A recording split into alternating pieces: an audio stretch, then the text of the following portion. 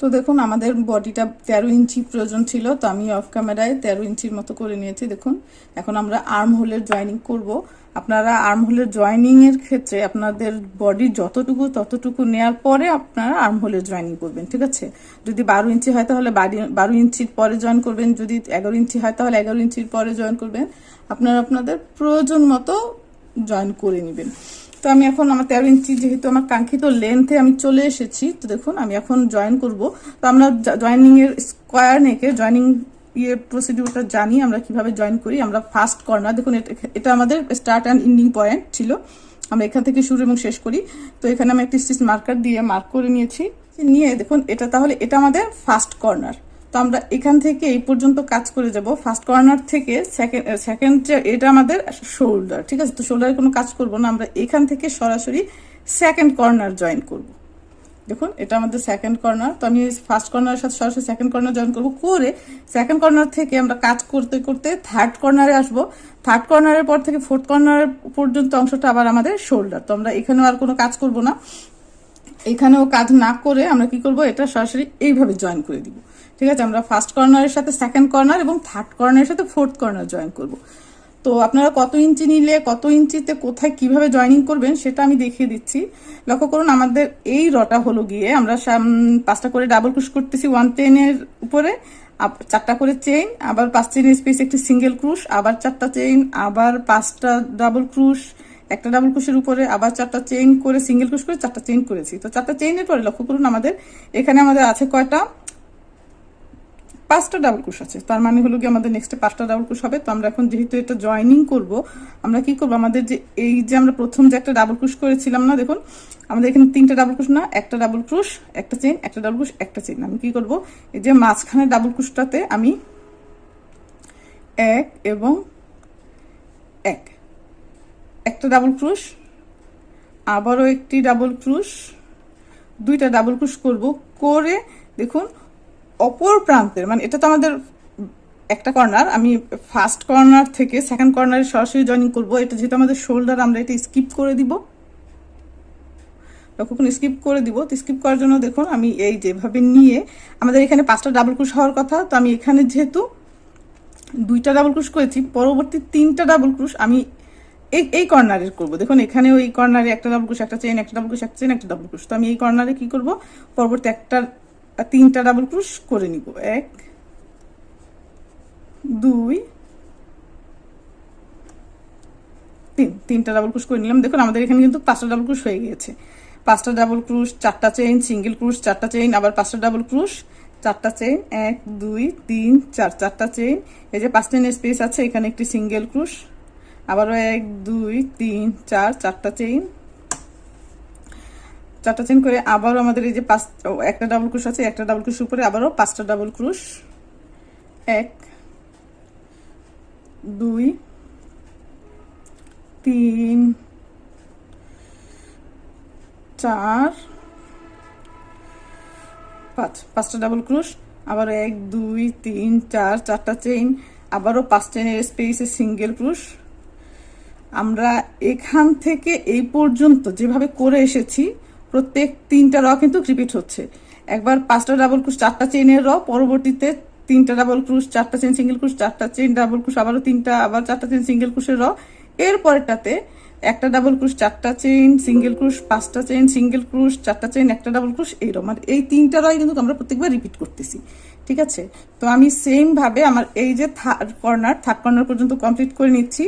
আমি প্রত্যেক একটা ডাবল ক্রুশের উপরে আমি 4টা করে চেইন করে 1 2 3 4, 4টা করে চেইন করে একটা যে ডাবল ক্রুশ আছে সেই এক ডাবল ক্রুশের উপরে আমরা কি করব, 5টা ডাবল ক্রুশ করব, 2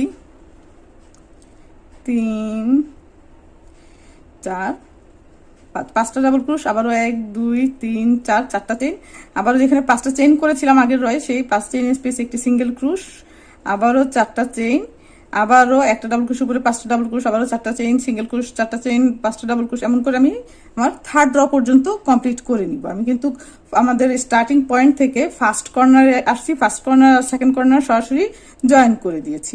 জয়েন করে আমি আমার সামনের ফ্রন্ট সাইডটা সম্পূর্ণ করে একদম থার্ড কর্নারে চলে আসবো। তো আমি অফ ক্যামেরা এই অংশটা কমপ্লিট করে নিচ্ছি, ফিরছি কমপ্লিট করার পর। তো দেখুন আমি আমার থার্ড কর্নারেও চলে এসেছি।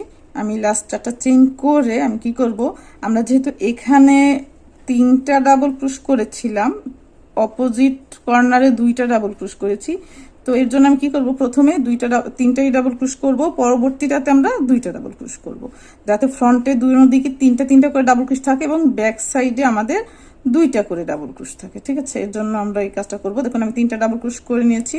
3টা ডাবল ক্রোশ করে সরাসরি দেখুন আমি আমার থার্ড কর্নার থেকে আমি একদম ফোর্থ কর্নারে চলে গেলাম। এই যে ফোর্থ কর্নারে চলে আসলাম। ফোর্থ কর্নারে চলে আসার পরে দেখুন আমরা আমাদের যে মাঝখানে যে ডাবল ক্রোশটা আছে ওখানে আমরা কি করব, বাকি 2টা ডাবল ক্রোশ করে দিব, 1 এবং 1, 2টা ডাবল ক্রোশ করে দিলাম। তো দেখুন সেম ভাবে আমাদের এখানে 5টা ডাবল ক্রোশ হলো, আবারও 4টা চেইন, 1 2 3 4, 4টা চেইন, আবারও এই যে 5 চেইন স্পেস আছে সেখানে একটি সিঙ্গেল ক্রোশ, আবারও 1 2 3 4, 4টা চেইন, এই যে একটা ডাবল ক্রোশ আছে সেই একটা ডাবল ক্রোশের উপরে আমি আবারও 5টা ডাবল ক্রোশ করব, 1 2 3 4 5, 5টা ডাবল ক্রোশ, আবারও 4 1 2 3 4। তো আমি সেম ভাবে আমার এই কর্নার পর্যন্ত কমপ্লিট করে নিচ্ছি। আমি 4-5টা করে ডাবল ক্রোশ, 4টা চেইন সিঙ্গেল ক্রোশ, আবার 4টা চেইন, 5টা করে ডাবল ক্রোশ, এমন করে আমার লাস্ট এন্ডিং পয়েন্টে চলে আসতেছি, ফিরছি কমপ্লিট করার পর। তো দেখুন আমি একদম এন্ডিং পয়েন্টে চলে এসেছি। আমি আমাদের স্টিচ মার্কারটা সরিয়ে দেখুন আমরা এখান দিয়ে সিঙ্গেল ক্রোশ করেছিলাম, লাস্ট 4টা চেইন করে এই সিঙ্গেল ক্রোশের মধ্যে কি করব আমরা, দেখুন একটি স্লিপ স্টিচ দিয়ে নিব।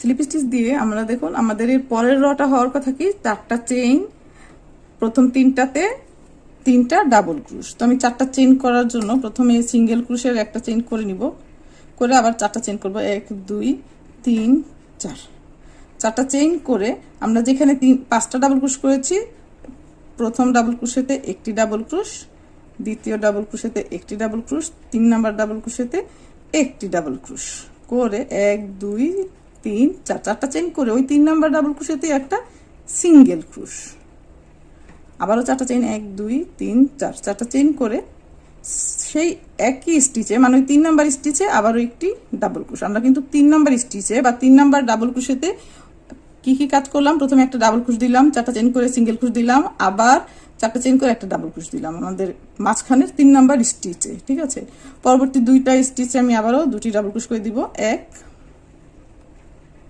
1, 2টা ডাবল ক্রোশ, আবারও দেখুন 1 2 3 4, 4টা চেইন, এই যে আমরা একটা সিঙ্গেল ক্রোশ করেছিলাম সেই সিঙ্গেল ক্রোশের উপরে আবারও একটা সিঙ্গেল ক্রোশ, আবারও 1 2 3 4, 4টা চেইন, আবার আমরা যে এখানে দেখুন 5টা ডাবল ক্রোশ করেছি, 5টা ডাবল ক্রোশের উপরে সেম ভাবে আমি প্রথমটাতে দেখুন প্রথমটাতে একটি ডাবল ক্রোশ, দ্বিতীয়টাতে একটি এবং 3 নাম্বারটাতে একটি ডাবল ক্রোশ দিব, দিয়ে 4টা চেইন, 1 2 3 4, 4টা চেইন করে একই 3 নাম্বারে আবারও একটি সিঙ্গেল ক্রোশ, আবারও 4টা চেইন, 1 2 3 4, 4টা চেইন করে সেই একই 3 নাম্বার স্টিচে কি করব আমরা আবারও একটি ডাবল ক্রোশ, পরবর্তী 2টি স্টিচে আমরা আবারও 2টি ডাবল ক্রোশ করব, 1 এবং 1, 2টি ডাবল ক্রোশ, আবারও 4টা চেইন, 1 2 3 4, এমন করে আমি কর্নারে চলে আসতেছি। তো দেখুন আমি এই অংশটা কমপ্লিট করে নিচ্ছি। দেখুন আমি আমার আর্মহোলের যে জয়েন করেছিলাম সেখানে চলে এসেছি। তো এখানে এসে লক্ষ্য করুন আমি 4টা চেইন করব, 1 2 3 4, 4টা চেইন করে আমরা যেখানে দেখুন 2টা 3টা 5টা ডাবল ক্রোশ করেছি, তো সেম ভাবে প্রথম ডাবল ক্রোশটাতে হবে আমার একটি ডাবল ক্রোশ, দ্বিতীয় ডাবল ক্রোশেতে আমার একটি ডাবল ক্রোশ হবে এবং আমার যে তৃতীয় ডাবল ক্রোশ সেখানেও একটি ডাবল ক্রোশ করে 1 2 3 4, 4টা চেইন করে ওই একই ডাবল ক্রোশেতে একটি সিঙ্গেল ক্রোশ, আবারও 4টা চেইন, 1 2 3 4, 4টা চেইন করে সেম ডাবল ক্রোশেতে আবারও একটি ডাবল ক্রোশ, ডাবল ক্রোশ করে দেখুন আমাদের এখানে আর 2টি স্টিচ বাকি, আমি আবারও বাকি 2টি স্টিচে আমি কি করব, বাকি 2টা ডাবল ক্রোশ করে নিব। দেখুন ডাবল ক্রোশ, আবারও 1 2 3 4 4টা চেইন, আবারও সিঙ্গেল ক্রোশেতে একটি সিঙ্গেল ক্রোশ, আবারও 1 2 3 4 4টা চেইন, আবারও দেখুন প্রথম ডাবল ক্রোশেতে একটি ডাবল ক্রোশ। তো আমি আমাদের এই প্যাটার্নটা এইভাবেই সামনের দিকে আগাতে থাকবে, ঠিক আছে। আমার এই হাফ বডিটা আমি যত দূর করতে চাই তত দূর করা যাবে। আপনারা আমি আর্ম হোলের জয়েনিংটা দেখিয়ে দিলাম এবং আর্ম হোলের জয়েনিং এর পরে কিভাবে করতে হয় সেম ভাবে আমরা এতটুকু যেভাবে বাড়িয়েছি আমরা আস্তে আস্তে বাড়িয়ে থাকবো। তো আমাদের আর্ম হোল জয়েনিং এর পরে কিন্তু আমাদের কাজ অর্ধেক কমে যায়। আমরা এতটুকু কিন্তু 4 দিক করেছি, এখন যে আর্ম হোল জয়েনিং হয়ে গেছে জাস্ট 2 দিক সামনের দিকে আগাতে থাকবে। তো আমি এই কর্নারে যেটা এইভাবে করেছি সেম ভাবে আমি অপোজিট কর্নারেও করে নিব। আমার এখানে যে 5টা ডাবল ক্রোশ আছে, প্রথম 3টাতে 3টা ডাবল ক্রোশ হবে, 4টা চেইন, 3 নম্বরে সিঙ্গেল ক্রোশ, আবার 4টা চেইন, 3 নম্বরে ডাবল ক্রোশ, বাকি 2টাতে আবার ডাবল ক্রোশ সেম ভাবে। তো এই ডাবল ক্রোশের পরে পরবর্তী রটাতে আবার হবে গিয়ে 4টা চেইন ডাবল ক্রোশ, 4টা চেইন সিঙ্গেল ক্রোশ, 5টা চেইন সিঙ্গেল ক্রোশ, 4টা চেইন আবার ডাবল ক্রোশ, এই যে আমাদের এই রগুলোর মতো, ঠিক আছে। তো আমি অফ ক্যামেরায় আমার এই হাফ বডিটা আমার কাঙ্ক্ষিত লেন্থ অনুযায়ী কমপ্লিট করে নিচ্ছি, সেম ভাবে কমপ্লিট করে আবার আপনাদের দেখাবো আমি কিভাবে কমপ্লিট। তো দেখুন আমি আর্ম হোলের জয়েনিংটা দেখালাম এবং এরপরে কিভাবে করতে হয় সেই অংশটাও দেখালাম। আমি আমার হাফ বডিগুলো 11 ইঞ্চির বেশি লম্বা করি না, আপনাদের প্রয়োজন মতো ইচ্ছে মতো বা পছন্দ মতো লম্বা করে নিয়েন। আমি এটা যেহেতু হাফ বডি করতেছি তো আমি এটা 11 ইঞ্চির মতো লম্বা করে নিব। তো দেখুন আমার হাফ বডিটা অলরেডি 6 ইঞ্চি হয়ে গিয়েছে, আমি আরো 5 ইঞ্চির মতো করে নিব আমার হাফ বডির জন্য। তো অফ ক্যামেরায় আমি আমার সম্পূর্ণ হাফ বডিটা কমপ্লিট করে নিচ্ছি, সেম ভাবে ফিরছি কমপ্লিট করার পর।